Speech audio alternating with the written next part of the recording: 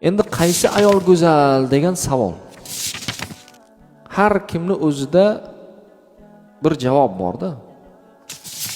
Har kimniki o'ziga oy ko'rinar ko'ziga. Qo'ng'iz bolasini oppog'im debdi. Degandek, har kim o'zicha yo go'zal deb qo'yadi. Endi shu go'zallikni islomiy nuqtai nazardan qarasak, qaysi ayol go'zal degan savolga bir shoir she'r yozgan. Mana shu she'rni ham olib yuborishlaringiz mumkin keyin. Nima qilib. Yori qolsa hayotdan sovib, yor yonidan g'amlarni quvib, joynamoz u yaxtagin yuvib, savob yiqqan ayoldir go'zal.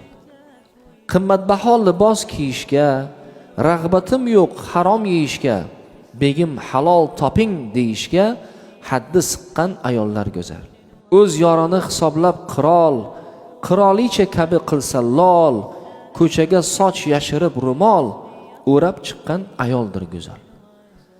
Sabr ziynat ayol kishiga, kutsin tishin bosib tishiga, hech kim demas erkak ishiga, burnin suqqan ayoldir go'zal. Shunaqami? Burni siqqanni ayolni go'zal deymizmi? Xunuk deymiz, qanchalik go'zal bo'lsa ham.